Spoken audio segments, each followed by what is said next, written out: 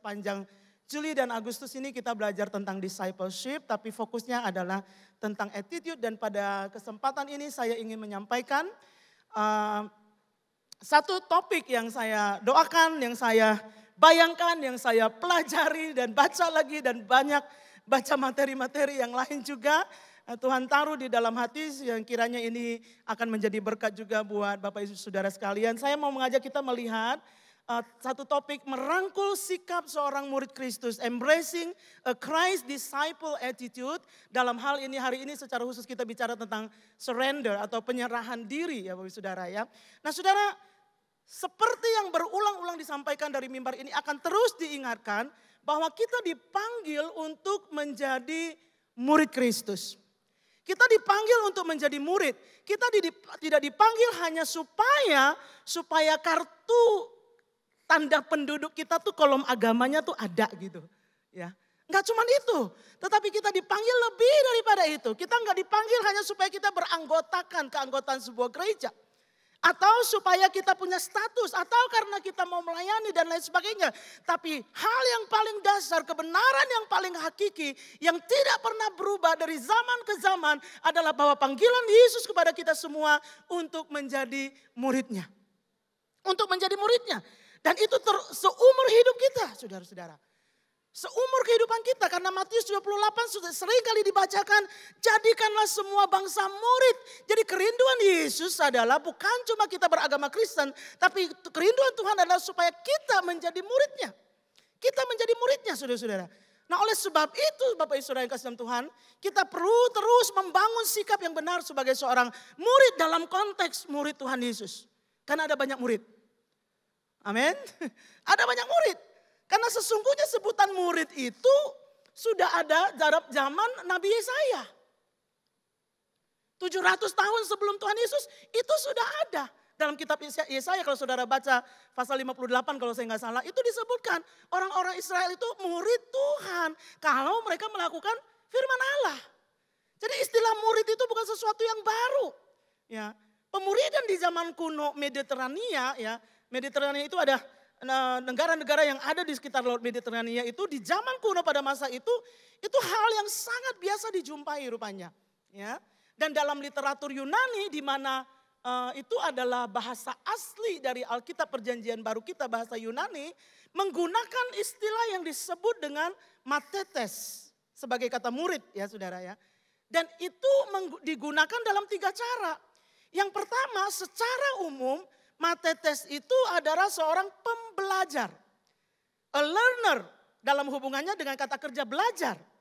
Yang kedua secara teknis itu berarti penganut dari seorang guru, pengajar yang hebat gitu ya.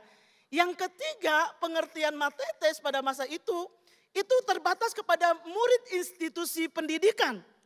Sekolah yang berbayar ya, yang dipelopori pada abad 5 sampai 4 sebelum Masehi oleh sebuah kelompok yang namanya Sofis. Ya, Sofis, the Sofis. Mereka adalah para dosen, guru-guru besar, orang-orang yang sangat berhikmat, yang punya pengetahuan, yang mereka pergi dari satu tempat ke tempat lain di wilayah yang berbahasa Yunani untuk berbagi ilmu, lalu mendapatkan imbalan. Itu lembaga pendidikan awal-awalnya Bapak Ibu Saudara. Nah, Socrates dan Plato, filsuf-filsuf zaman dulu kala sebelum Masehi ya, mereka berpikir lebih maju lagi. Enggak bisa nih kalau matetes itu cuman hanya sekedar kita kasih tahu, cuma dicekokin aja dengan pengetahuan, tetapi mungkin hal yang lebih baik adalah bagaimana kita bisa berdialog supaya seorang pengajar bisa dapat menggali apa yang ada di dalam muridnya. Saudara lihat ada sedikit perkembangan di situ dari murid ya. Nah lalu Bapak Saudara mereka menolak pada masa itu, Socrates menolak untuk menggunakan kata matetes saudara-saudara. Ya, karena menurut dia itu nanti bercampur baur dengan kelompok sofis. Yang harus bayar baru ada transfer ilmu. Yang harus bayar baru ada pengetahuan yang dibagikan ya. Makanya Hippocrates kalau saudara baca sumpah Hippocrates itu menarik. Ya, yang saya coba selidiki kalau saya tidak salah ya, sebagian dari hukum sumpah dokter itu diambil dari Hippocrates kalau saya nggak salah ya, gitu ya. Nah, cuman saya tidak tahu apakah seluruh bagian karena kalau sumpah Hippocrates yang asli itu itu tertuang ada satu komitmen Hipokrates bahwa dia akan membagikan ilmu kepada orang-orang yang berminat atau terpanggil untuk mempelajari medis itu secara gratis, ya. Tapi kan nggak gratis kan ilmu kedokteran, betul nggak? Oh, malah lebih mahal daripada ilmu-ilmu yang lain sekarang ya. Nah mungkin bagian itu tidak diambil ya sumpahnya ya. Cuman yang sumpah teknisnya dokternya aja mungkin ya. Saya tidak tahu, mungkin itu ya. Tapi saya baca itu sangat menarik karena di dalam sumpahnya itu dia katakan tidak akan mau dibayar. Karena dia sudah terima dengan cuma-cuma ilmu medis itu, dia akan bagikan secara cuma-cuma. Wow, itu satu hal yang luar biasa, saudara.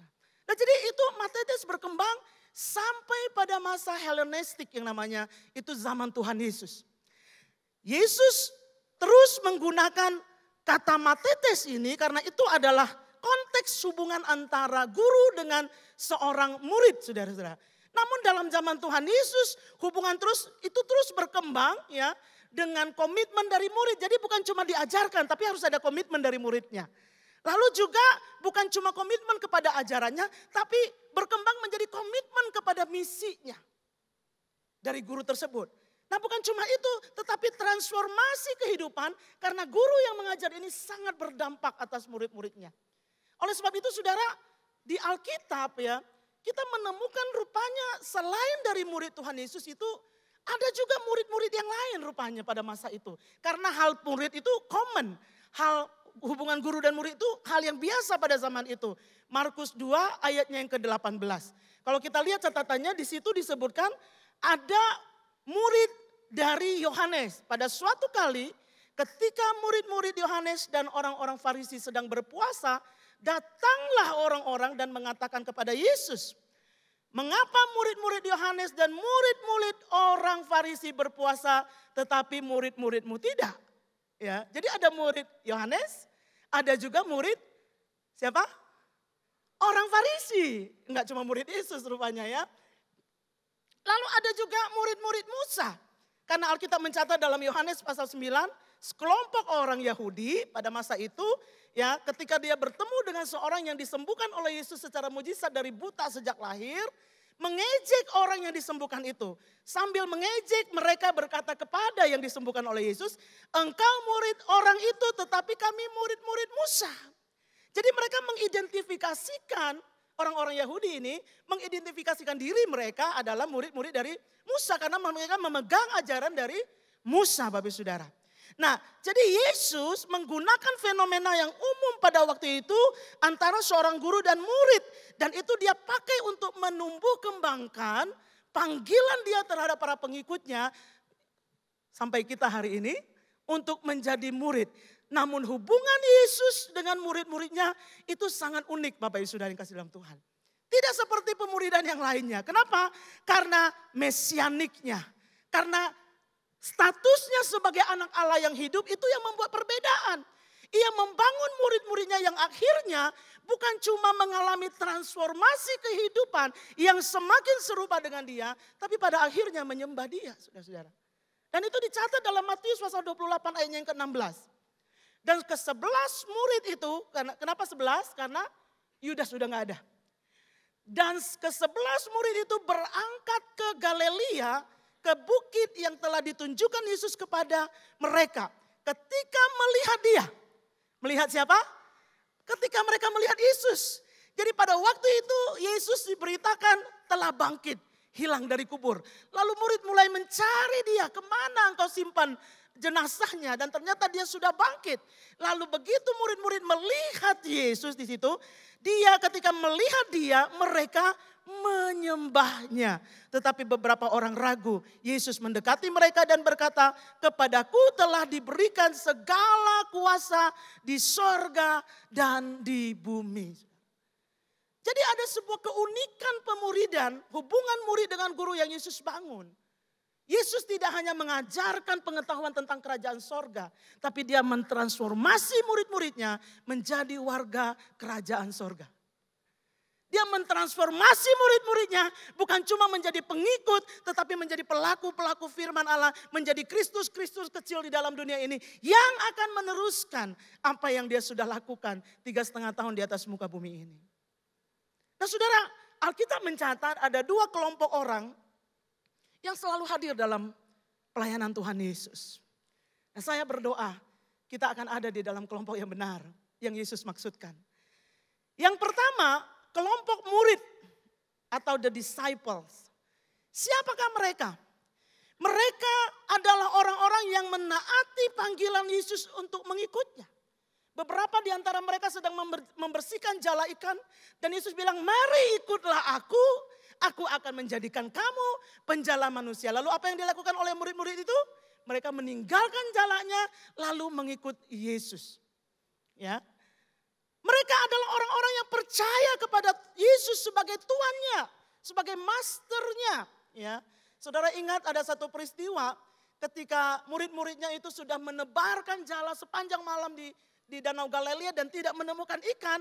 Lalu Yesus datang dan katakan, tebarkan sekali lagi jalamu. Terus mereka bilang apa? Guru, sudah sepanjang malam kami lakukan itu. Tidak ada seekor ikan pun yang kami dapatkan. Tapi karena Engkau yang menyuruhnya. Mereka menjadikan Yesus itu Tuhan atas kehidupan mereka. Yang ketika itu tidak masuk akal. Tapi karena Tuhan yang suruh, maka kami akan menebarkannya. Dan akhirnya mereka mendapat 100 ikan lebih yang banyak hampir karam kapalnya, saudara-saudara. Itu adalah kelompok murid. Kelompok murid adalah orang-orang yang menaruh komitmen kepada misinya Kristus. Untuk mendirikan kerajaan Allah di atas muka bumi ini. Dan untuk keselamatan orang-orang yang ada di atas muka bumi ini, saudara. Ya. Nah, kalau kita lihat ada juga kelompok yang kedua. Orang banyak namanya. The multitude. Ya. Siapa mereka? Mereka adalah orang yang senang dengan undangan. Lagi ramai di situ, pergi ke sana. Lagi hebat di situ, pergi ke sana. Nggak peduli bagaimana pengajaran, nggak peduli bagaimana dasar Alkitabnya, nggak peduli, yang penting rame, seru. Yang penting nyaman, yang penting enak. Enak di kitanya. Tapi benar apa enggak nanti nomor 2 gitu ya. Jadi mereka adalah orang yang terus menerima undangan keselamatan dari Yesus. Mereka adalah sekelompok orang yang netral. Tidak mengikat diri secara serius kepada Yesus. Saudara ingat pada waktu itu Yesus itu idol. World idol. Ya, bukan lagi Indonesian idol atau Middle East idol. No, world idol. Ya. Orang-orang di mana Yesus ada, mereka wah mau lihat Yesus, mau menyentuh Yesus. Ingat orang-orang ketika Yesus ada di dalam sebuah rumah, ya, ada orang yang mau masuk sampai susah bersesak-sesakan dia mau membawa temannya untuk disembuhkan. Kenapa? Karena dimanapun Yesus pergi ada kerumunan. Jadi ada kelompok yang menyebutkan dirinya itu mereka adalah sekerumunan orang. The multitude. Meski mereka ikut kemana Yesus pergi, namun kelompok ini tidak menunjukkan 2 prasyarat murid Yesus, yaitu bayar harga untuk meninggalkan kehidupan lama dan bayar harga untuk mengikuti Yesus dalam kehidupan yang baru. Mereka nggak tunjukkan itu. Nggak ada penyerahan diri yang sungguh kepada Yesus, saudara-saudara. Mereka hanya mengikut Yesus secara fisik, tetapi tidak ada pengabdian sama sekali. Mereka orang-orang yang tidak tertanam, ini yang repotnya. Nggak tertanam dalam hubungan dengan Tuhan, dalam mendedikasikan diri untuk melakukan firman Allah. Ya, Yohanes, saya cukup kaget waktu baca ayat ini, baru tahu saya ada ayat-ayat ini ya. Mungkin sudah baca Alkitab, kita tuh kadang-kadang baca Alkitab lewat. Tapi diteliti lagi, ada sesuatu yang luar biasa. Yohanes 6 mencatat itu, ayatnya yang ke-60. Sesudah mendengar semuanya itu, banyak dari murid-murid Yesus yang berkata, perkataan ini keras. Siapakah yang sanggup mendengarkannya?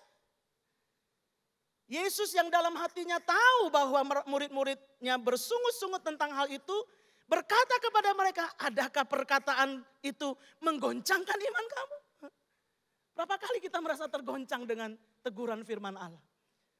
Berapa kali kita merasa tergoncang dengan teguran mungkin dari orang tua rohani, ketua live yang mengingatkan sesuatu dan lain hal. Tergoncang. Tapi itu kebenaran yang harus disampaikan. Untuk kebaikan. Lalu ia berkata, ayat 65. Sebab itu telah kukatakan, kata Yesus kepadamu. Tidak ada seorang pun yang dapat datang kepadaku kalau Bapa tidak mengaruniakannya kepadanya. Ayat 66 mencatat ini. Mulai dari waktu itu, waktu kapan? Waktu Yesus ngomong keras. Mulai dari waktu itu banyak murid-muridnya mengundurkan diri dan tidak lagi mengikut dia. Ini salah satu kriteria kelompok orang banyak itu. Tidak tertanam. Kenapa? Nggak bisa terima yang keras. Maunya makan bubur terus. Bila perlu udah bubur disuapin lagi. Saya dilayanin dong, kan saya jemaat. Enggak, bukan sekedar jemaat, kita murid, amin. Kita murid Yesus. Sedikit-sedikit tersinggung. Sedikit-sedikit marah, tersinggung sama pendetanya. Itu tadi nyindir saya tuh katanya. Saya dengar suara hati beberapa orang. Enggak saudara, bukan untuk menyinggung. Karena memang kita adalah murid, kita perlu belajar. Dan kita perlu terbuka untuk apa yang Tuhan mau kerjakan di dalam kehidupan kita. Kalau kita adalah murid. Tapi kalau kita kelompok orang banyak, ya itu tadinya ciri-cirinya. Jadi saudara, baik kelompok orang banyak itu sebenarnya mereka punya kesempatan yang sama menyaksikan Yesus, kesempatan yang sama melihat apa yang Yesus lakukan, kesempatan yang sama juga mereka dapat dekat dengan Tuhan Yesus, menerima pengajaran yang sama. Tetapi mereka tidak memiliki output kehidupan yang sama. Mereka tidak seperti murid-murid yang akhirnya berdampak dalam dunia ini. Ya, ada murid Tuhan Yesus yang mati digoreng. Akhirnya ada murid Tuhan Yesus yang mati disalibkan tapi dia menolak disalib seperti Tuhan Yesus. Dia minta, karena itu terlalu terhormat buat dia. Dan dia minta disalibkan terbalik. Kaki di atas, kepala di bawah. Saudara bayangkan. Bagaimana pembuluh darahnya nggak pecah. Saudara. Apa artinya saudara-saudara? Sama seperti anak-anak yang lahir dari orang tua yang sama. Kesempatan belajar yang sama. Diajari nilai-nilai yang sama. Tapi seringkali outputnya berbeda. Saudara. Sama dengan anggota life. Ada di kelompok yang sama. Dengan leader yang sama. Namun outputnya bisa berbeda. Yang diajarkan apa, yang dilakukan apa. Sama dengan jemaat yang sama, makan dari sumber yang sama, dapat kesempatan bertumbuh yang sama, kesempatan untuk melayani bersama, tapi outputnya berbeda. Apa yang membedakan itu? Attitude. Sikap. John C. Maxwell dalam bukunya The Difference Maker menulis, attitude is the difference maker. Attitude isn't everything, but it is one thing that can make a difference in your life. Hal yang kecil, sikap itu kecil banget saudara. Sikap itu hitungan detik. Sikap itu sangat singkat perilakunya. Sikap itu mungkin hal-hal yang sepele yang kita lihat. Cuma digituin doang. Tapi itu membuat perbedaan yang besar dalam kehidupan. Bahkan ada seorang pengusaha, seorang dermawan juga, sekaligus penulis buku. W. Clement Stone berkata, there is a little difference in people. But the little difference make a big difference. The little difference is attitude, the big difference is whether it is positive or negative. Artinya ada di atas, saudara. Walaupun kecil, walaupun itu kecil sekali, sikap itu kecil kelihatannya. Tapi itu akan membuat perbedaan yang sangat luar biasa dalam kehidupan kita. Jadi saudara, akhirnya kita harus melihat sikap apa yang paling dasar. Sikap dasar apa yang kita harus miliki sebagai pengikut Yesus atau murid Tuhan Yesus. Nah minggu kemarin Ko Andi Iskandar sudah menyampaikan 3 hal. Yaitu rasa hormat, ya, terus percaya kepada otoritas dan juga kerja keras. Tapi hari ini saya mau menyampaikan satu hal saja. Matius pasalnya yang ke-16 ayat 24. Lalu Yesus berkata kepada murid-muridnya. Setiap orang yang mengikut aku, ia harus menyangkal dirinya lalu mikul salibnya atau salib orang? Pikul salibnya. Kadang-kadang kita pikul salib orang. Ya itu tersandung sama orang itu pikul salib orang namanya. Memikul salibnya dan mengikut aku. Karena barang siapa, apa saudara-saudara? Mari baca bersama 1, 2, 3. Mau menyelamatkan nyawanya.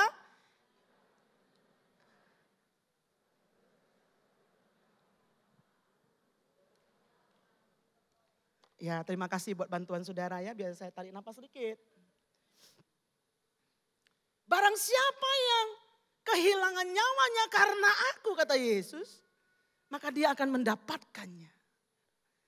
Murid Kristus yang sejati perlu belajar mengembangkan sikap hati yang satu ini, yaitu penyerahan diri. Surrender. Karena penyerahan diri yang penuh kepada Tuhan adalah bukti bahwa kita percaya kepada Tuhan. Adalah bukti bahwa kita percaya kepada rancangannya. Adalah bukti bahwa kita percaya kepada kekuasaannya. Adalah bukti bahwa kita percaya dia yang berdaulat atas kehidupan kita dan dia tahu ujung kehidupan kita. Itu adalah bukti. Saya suka dengan tulisan salah satu dosen saya dalam bukunya Leading and Following, Dr. William Toh, dia katakan, Jesus is not only the greatest leader, but also the greatest follower. Dia memberikan teladan sempurna bagaimana menjadi follower. Dia memberikan sebuah contoh yang hebat bagaimana yang disebut dengan penyerahan diri. Dia menyerahkan diri secara full kepada Bapa yang mengutusnya.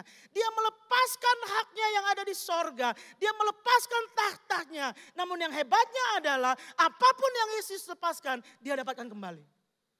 Dan itu adalah janjinya buat kita semua. Kalau kita berani ikut Yesus, melepaskan apapun yang kita dipanggil untuk lepaskan supaya kita bisa ikut dia secara penuh, dia akan kembalikan. Apa yang Yesus serahkan saudara-saudara? Yesus menyerahkan harga dirinya. Saudara bayangkan, Allah datang dari sorga, jadi manusia, pakai bahasa kita yang terbatas. Dihina orang, misunderstand orang. Kalau ada kesempatan ke Israel, saudara akan dengar cerita. Di Israel itu sumber sejarah itu ada yang namanya sifatnya oral, itu dari turun-temurun, generasi ke generasi itu diceritakan. Bahwa Via Dolorosa, jalan salib yang Yesus lakukan itu melintasi pasar. Dan ketika Yesus melintasi itu dia banyak dilempari dengan sesuatu yang busuk. Telur busuk, buah busuk dan lain sebagainya. Penghinaan. Yesus serahkan mahkotanya. Yesus serahkan kekuasaannya. Tadi pagi saya bilang, bisa enggak dalam ketuhanannya, waktu orang mau paku dia, langsung nge-freeze. Bisa nggak kira-kira? Bisa. Paku yang 5 inci itu yang ketika ditancapkan ke kakinya, ke tangannya itu, tiba-tiba berubah menjadi mainan plastik. Bisa? Yesus lakukan itu? Bisa. Tiba-tiba orang-orang yang mentertawakan dia, semua dibuat telanjang. Bisa nggak? Bisa. Karena dia adalah Tuhan. Bisa nggak dia menolak untuk naik ke atas Golgota? Bisa. Dia bisa menolak untuk tidak tunduk kepada kehendak Bapa di dalam surga karena kekuasaannya. Tapi dia lepaskan kekuasaan itu demi penyerahan dirinya kepada Bapa di surga dan kehendak Bapa.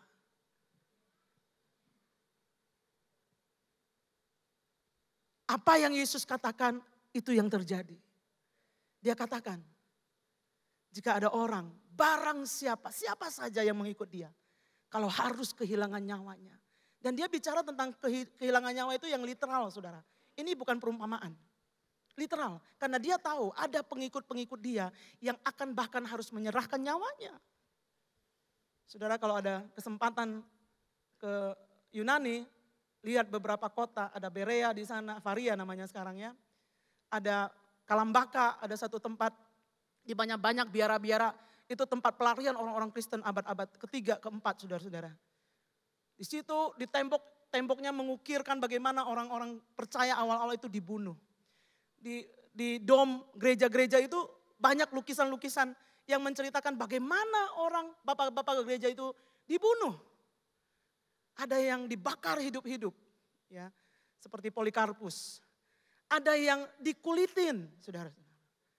Karena Yesus tahu itu harga tertinggi memang yang kemungkinan muridnya harus bayar.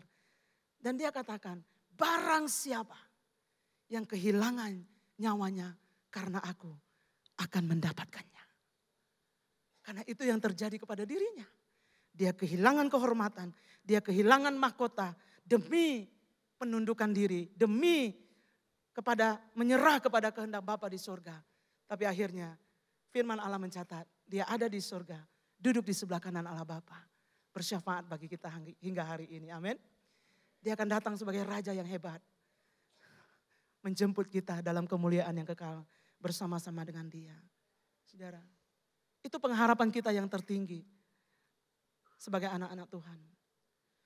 Oleh sebab itu saudara, berapa banyak juga orang percaya yang selalu berkata, aku sudah ikut Yesus. Aku sudah percaya kepada Yesus, aku sudah dibaptis. Bahkan kamu belum ada di gereja ini, saya sudah ada di gereja ini. Saya pernah diomongin begitu soalnya. Tapi pertanyaan yang besar adalah apakah dalam kehidupan sehari-hari kita memiliki penyerahan diri yang penuh kepada kehendak Allah. Apakah setiap area di dalam kehidupan kita, kita sudah berserah kepada kehendak Bapa? Atau kita masih pegangin? Bagaimana dengan waktu kita? Apakah saya hidup dalam kesadaran bahwa seluruh waktu saya itu adalah milik Tuhan?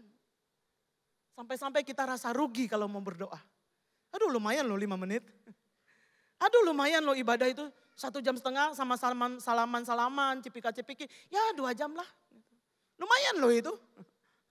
Ya, kalau dihitung pakai duit udah berapa duit itu? Apakah saya melihat pekerjaan saya sebagai sebuah kesempatan untuk melayani Kristus dan membawa kemuliaan kepada Tuhan? Apakah saya menghabiskan waktu saya untuk entertainment atau percakapan yang sia-sia? Apakah saya mencari kehendak Tuhan tentang bagaimana saya menggunakan waktu kosong saya? Apakah saya menyempatkan diri untuk menyembah Tuhan, WPDA dan berdoa kepada Dia? Bagaimana dengan tubuh? Apakah saya menggunakan tubuh saya untuk mengekspresikan kasih Tuhan dan menyatakan kuasa Tuhan? Apakah ada di dalam tubuh saya yang saya gunakan untuk dosa karena saya nggak bisa lepas dari hobi saya yang dulu? Ingat, kelompok orang banyak, the multitude itu tidak punya pengabdian. Tidak menaruh komitmen. Apakah saya memperlakukan tubuh saya sebagai bait sucinya Tuhan? Pastor, coba tunjukin sama saya. Di mana ayat yang bilang dilarang merokok dalam Alkitab? Tidak ada. Sampai ayam tumbuh gigi juga saudara cari nggak ada. Tapi yang ada adalah tubuh kita adalah bait Kristus. Bukan cuma masalah rokok. Apakah saya abuse tubuh saya dengan makanan, dengan alkohol, obat-obatan terlarang? Apakah saya taat pada perintah Tuhan dalam waktu tidur dan waktu makan dan waktu minum? Apakah secara moral saya menjaga kekudusan? Apa yang saya lihat, saya pikir, saya lakukan, saya dengar dan saya katakan. Bagaimana dengan lidah saya? Apakah saya menjaga perkataan saya? Apakah saya mencari kesempatan untuk bersaksi demi kebesaran nama Tuhan? Atau hari ini disuruh bersaksi, minggu depan di live, Pastor Yanti maaf, sakit gigi gak bisa datang. Padahal udah janji, iya deh saya minggu depan aja, minggu ini yang lain aja dulu. Tiba-tiba sakit gigi saudara. Hati-hati ntar sakit gigi beneran loh. Jadi menurut iman kita soalnya. Apakah saya dengan sengaja menggunakan lidah saya untuk mengedifikasi, mendorong orang lain dalam perjalanan mereka dengan Tuhan? Bagaimana dengan posisi saya, kepemilikan saya? Apakah saya memperlakukan milik saya seperti milik saya atau milik Tuhan? Apakah saya memberi dengan murah hati dan bersuka cita untuk pekerjaan Tuhan dan bagi orang-orang yang membutuhkan, saudara? Setiap minggu kita diingatkan bahwa persembahan kita adalah bagian dari ibadah kita. Bukan karena gereja ini butuh uang, saya harus bilang sama saudara. Tuhan akan pelihara gerejanya, tapi yang rugi kita ketika kita mengabaikannya. Di IC gereja sudah menyediakan ini. Ini sangat menolong kalau saudara pakai QRIS atau e-wallet.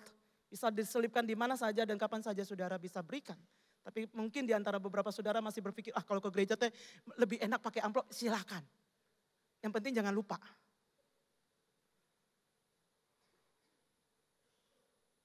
Nggak ada persembahan ya, kan nggak diingatkan. Nggak ditagih, jadi nggak usah kasih dong ya. Emang gerejanya nggak butuh duit kok. Gitu alasannya nanti. Saudara, itu adalah bagian kita, amin. Bagian dari ibadah kita. Kan kita bilang, aku mempersembahkan seluruh hidupku. Itu termasuk dompet kita. Ada yang bilang, persepuluhan nggak ada di dalam perjanjian baru. Iya, perjanjian baru nggak sepersepuluh.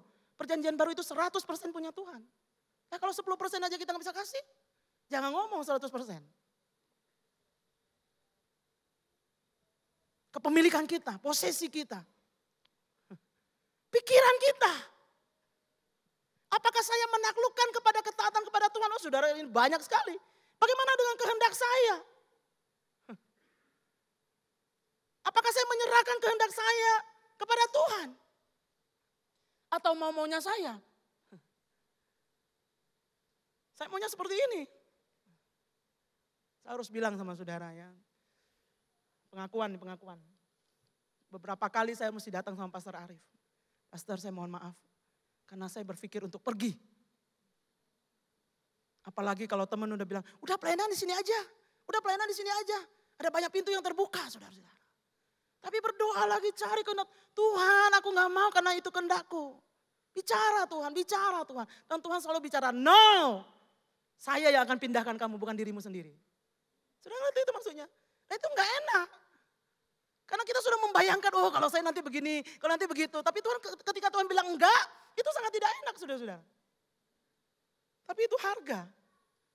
Harga yang harus dibayar untuk menjadi murid Kristus. Bagaimana dengan pikiran kita, kehendak kita, bagaimana dengan kasih kita saudara-saudara. Apakah saya seorang yang moody? Lagi gak mood nih, jangan bercanda. Saudara. Lagi gak mood, jangan suruh-suruh saya. Saudara bayangkan kalau saudara berdoa kepada Tuhan dan saudara desperate sedang membutuhkan pertolongan Tuhan. Terus Tuhan begini, aku lagi gak mood. Bayangkan saudara. Enggak, murid gak mengembangkan sikap itu. Saya gak mood Tuhan, tapi demi menjaga reputasi Tuhan. Demi menjaga nama baik Tuhan. Demi menjaga nama baik keluarga. Demi menjaga, saya harus. Itulah pikul salibnya. Itulah penyangkalan dirinya. Temperamental. Kita masih belum menyerahkan temperamen kita kepada Tuhan. Masih menguasai dengan kemarahan yang menyala-nyala. Bila perlu pukul sana, pukul sini, hajar sini. Rusakin rumah, besok cari duit bangun lagi. Lempar itu panci-panci, besok-besok mau masak bingung. Itu habis kamu sih yang mancing-mancing kemarahan saya. Ya yang temperamental siapa, yang buang panci siapa. Siapa yang salah gitu. Bagaimana dengan hubungan-hubungan? Apakah kita serahkan kepada Tuhan? Anak-anak muda. Apakah saya mengasihi Tuhan lebih dari mengasihi diri saya sendiri? Apakah saya sudah menyerahkan seluruh hak saya, kerinduan saya pada harapan Tuhan? Apakah saya menyerahkan hak saya untuk memilih jodoh yang sepadan? Sesuai dengan apa yang firman Tuhan katakan. Hati-hati. Penyesalan gak pernah ada di depan. Selalu ada di belakang. Ya. Kalau pernikahan itu ada entrance gak ada exitnya. Ukir nama baik kita yang hidup hanya sekali ini. Amin saudara. Apakah saya rela mengorbankan persahabatan jika diperlukan supaya saya bisa mentaati Tuhan? Ketika Yesus bilang dalam kitab Matius bahwa Lukas dan juga Markus, ya, seorang yang tidak membenci ayahnya dan ibunya tidak layak menjadi muridku. Itu Tuhan bukan suruh kita benci bapak ibu, bukan. Maksudnya ada waktu tertentu ketika kita harus mentaati Tuhan, kita harus meninggalkan keluarga kita. Kita harus kadang-kadang saudara betul-betul menyerahkan diri sepenuhnya. Ya Tuhan, memang sakit ditinggalkan orang-orang yang kita kasihi. Memang sakit kita kayak dibuang gitu. Tetapi Tuhan berjanji apa? Barang siapa yang menyerahkan bahkan nyawanya. Jangankan cuma keluarganya, nyawanya aja Tuhan akan memberikannya kembali menjadi kehidupan yang kekal. Saudara-saudara. Itu luar biasa saudara. Kenapa kita takut menyerahkan itu semua kepada Tuhan? Kenapa kita takut menyerahkan waktu kita? Kita takut menyerahkan posisi kita. Bahkan orang tua takut kalau anaknya menjadi pendeta. Makan apa nanti? Saya pernah jawab papa saya, makan nasi Pak. Papa saya pernah bilang gitu. Makan apa jadi pendeta? Makan nasi. Saudara lihat saya kekurangan dengan makanan? Malah dokter bilang ibu ini makannya kayak enakan.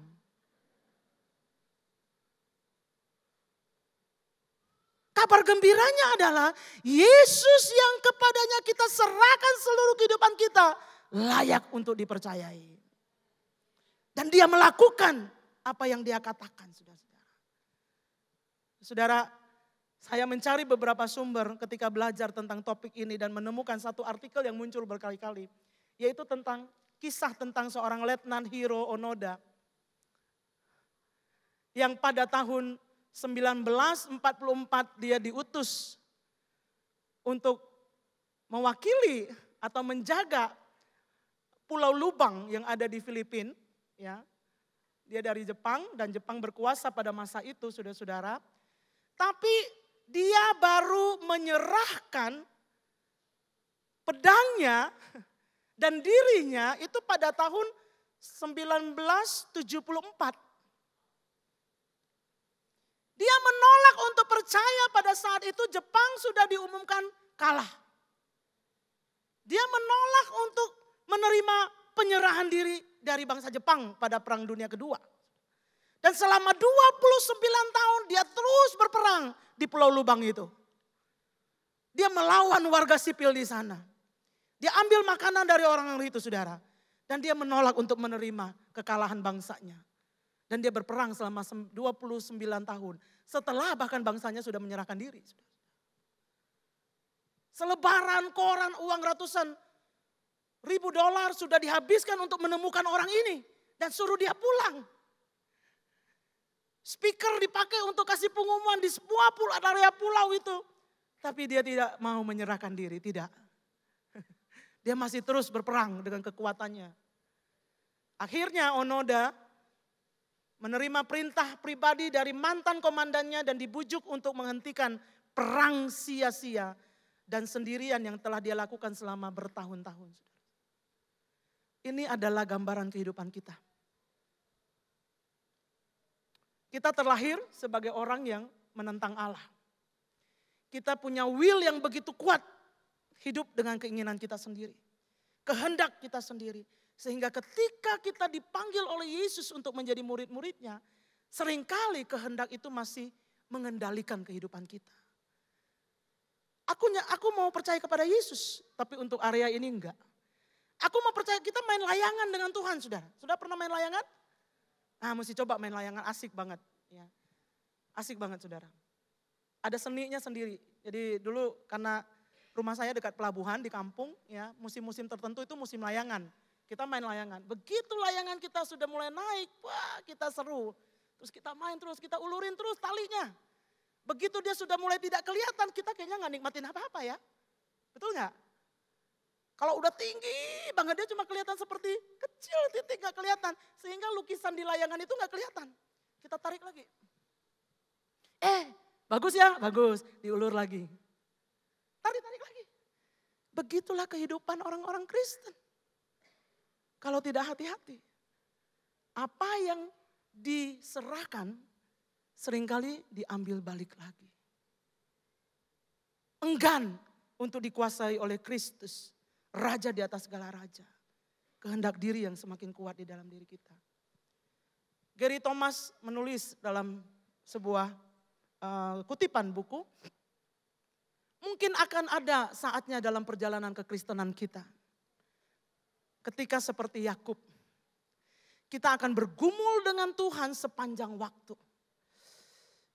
Waktu kita dengar firman, waktu kita dapat mimpi, waktu kita dapat panggilan dari Tuhan dalam kehidupan kita untuk lepaskan pengampunan, lepaskan hak kita, lepaskan sakit hati kita, lepaskan mungkin pekerjaan kita untuk melayani Tuhan, lepaskan harta kita mungkin untuk pekerjaan Allah, dan pekerjaan misi dan apapun itu, saudara, itu seperti ada sesuatu yang kita bergulut, entah deh Tuhan nanti dulu deh Tuhan, kayaknya salah denger ini, kayaknya enggak begini deh, aduh masa sih kalau saya nyerah terus gimana nanti saya, kalau anak saya jadi hamba Tuhan terus nanti gimana dong, nanti masa depan keluarga kami gimana, nanti perusahaan kami bagaimana, pekerjaan, ada begitu banyak ketakutan saudara-saudara.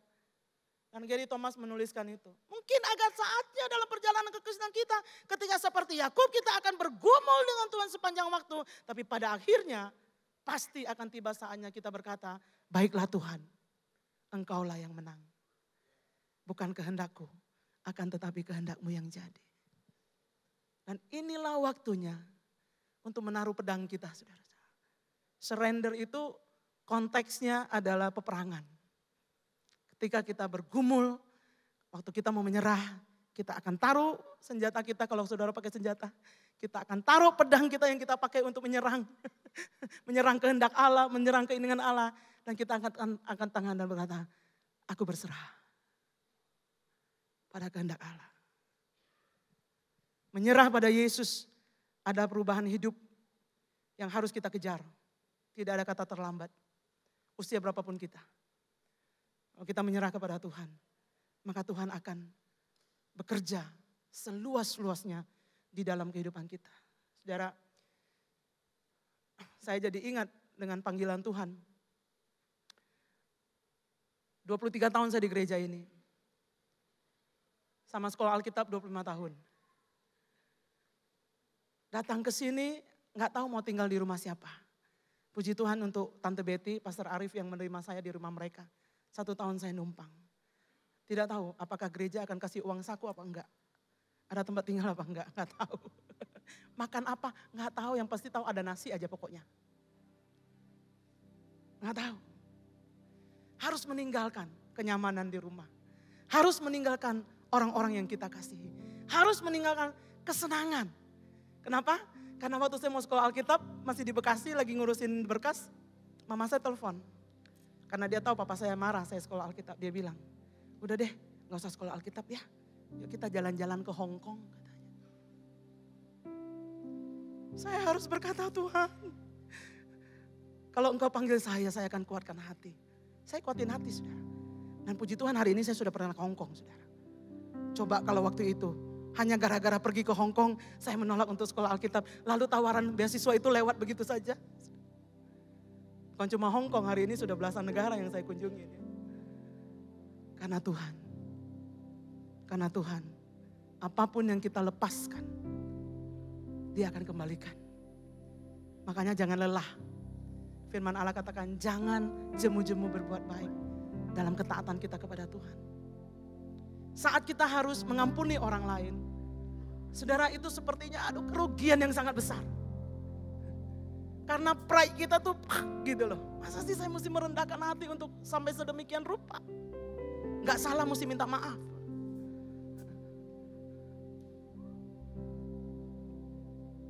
Tapi Tuhan akan kembalikan. Karena harga dirimu tidak terletak pada diri kita.